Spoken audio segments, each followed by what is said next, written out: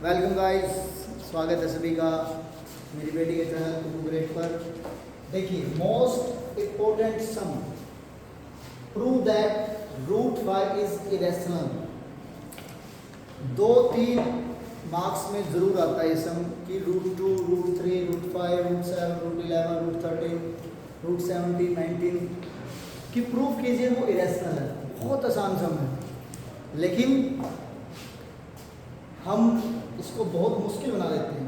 देखिए, आप step to step चलिए, बिल्कुल आसान हो जाएगा। आपको क्या करना है, रूट 5 को इरेशनल न मान के पहले इसको रैशनल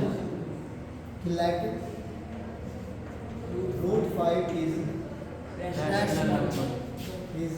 रैशनल। क्लियर?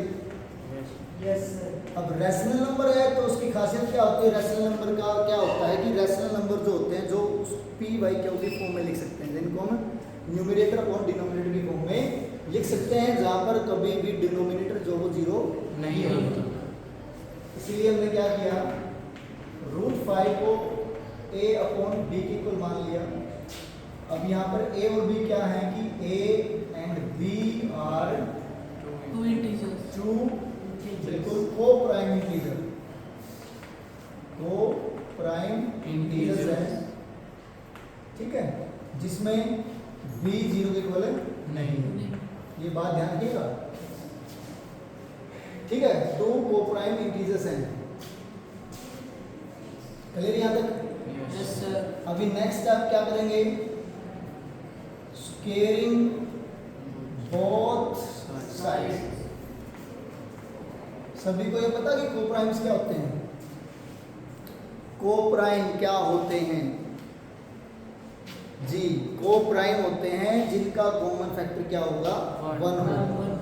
क्लियर? बिल्कुल सही। यानी कि जिनका HCF जैसे 35, 34, 3 कुछ भी ले सकते हैं आप। Yes sir. ठीक है, 37। तो दोनों तरफ स्क्वेयरिंग कर दिया आपने, तो रूट 5 का स्क्वेयर ए अपॉन बी का भी स्क्वायर।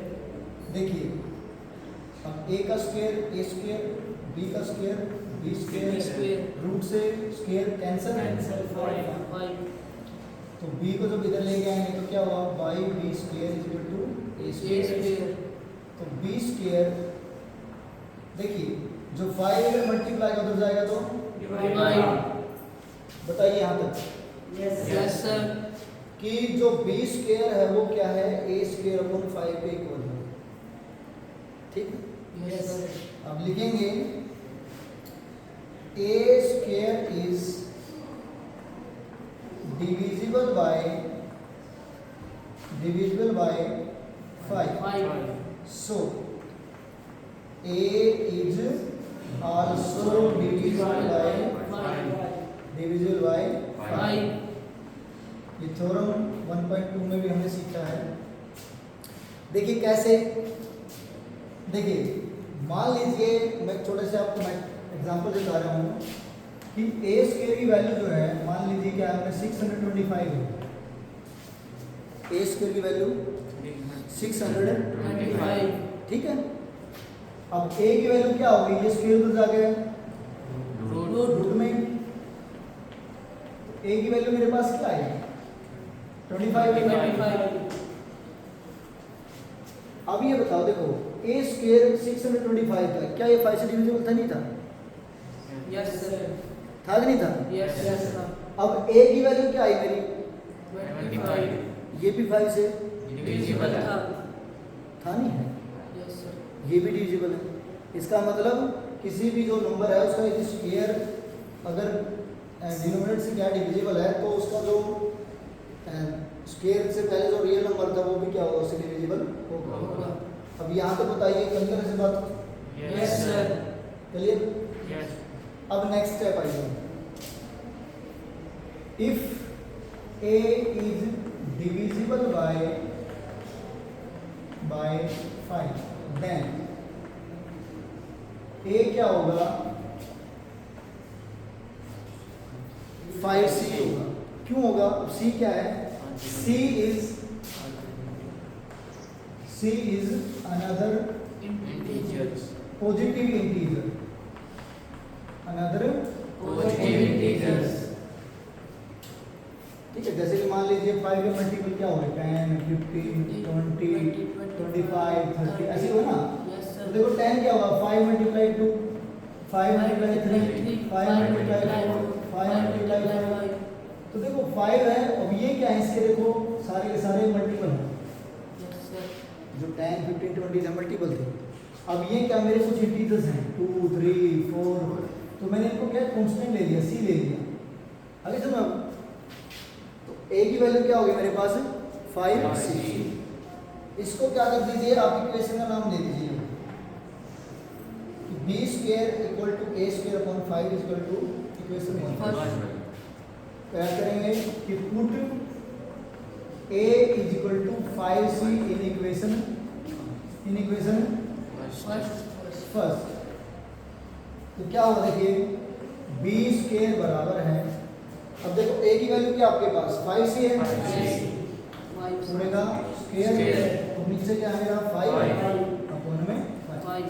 बताइए यहाँ पर Yes, sir. b square is equal to देखिए 5 स्क्वायर क्या होगा 25, c का c स्क्वायर अपॉन में 5 से कटेंगे तो 5 बचा। Yes. तो b स्क्वायर की वैल्यू क्या आ गया मेरे पास 5 c स्क्वायर को तो छोड़ देंगे 5 इधर आ गए। बताइए यहाँ पर Yes, sir. अब यानी कि देखिए यहाँ पर हमने बताया था कि a स्क्वायर क्या है डिवीजन 5 से है, तो a भी क्या होगा 5 से डिवीजन होगा। सेम सिचुएशन यहाँ आई, तो फिर से वो क्या लिखेंगे कि b square is divisible by 5, so b is also divisible by 5। Clear. Yes, sir. अब 5 जो है वो क्या कर रहा है a का भी डिविजिबल है और b का भी डिविजिबल है। इसका मतलब 5 क्या दोनों का कॉमन फैक्टर है। Yes, sir. इसको इक्वेशन सेकंड नाम दे देंगे कि from first and second 5 is common factor of A and B. a and B.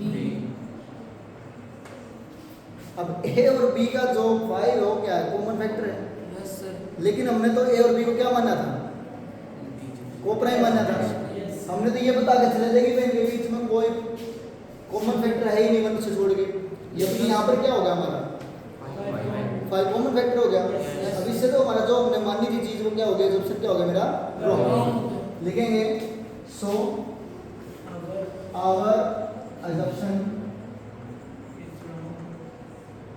root 5 is rational number is wrong। कि हमने जो assumption माना था ना कि रूट 5 जो रैशनल नंबर है वो क्या हमारा रॉन्ग है, ठीक है। इसीलिए root 5 is irrational number। Clear. Yes, sir. इसी तरह क्या करना है आपने, देखिए ये तो रूट 5 था, यहाँ पर आपके पास रूट 2 मिल सकता है, आपको रूट 7 मिल सकता है, आपको रूट 11 मिल सकता है, रूट 13, 17, 9 कुछ भी मिले आपको, आपका जो कॉमन फैक्टर है वो क्या चेंज हो जाएगा। अगर यहाँ पर 2 है तो यहाँ पर 2 हो जाएगा, अगर यहाँ पर 3 है तो 3 हो जाएगा, 7 है तो 7 हो जाएगा। अदरवाइज पूरा का पूरा question same as it is चलेगा। इसलिए आपको इस क्वेश्चन में कोई गलती नहीं करनी है, ठीक है। 2 और 3 मार्क्स के क्वेश्चन में कोई गलती नहीं करनी है।